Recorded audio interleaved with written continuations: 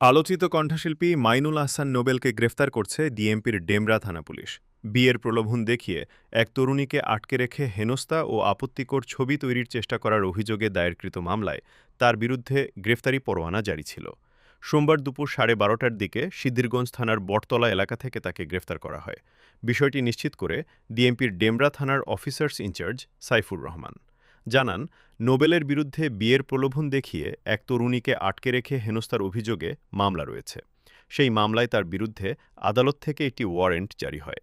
সেই ওয়ারেন্টের ভিত্তিতে তাকে গ্রেফতার করা হয়েছে। সিদ্ধিরগঞ্জ থানার বটতলা এলাকা থেকে নোবেলকে গ্রেফতার করা হয়েছে। নোবেল বর্তমানে থানা হাজতে আছে।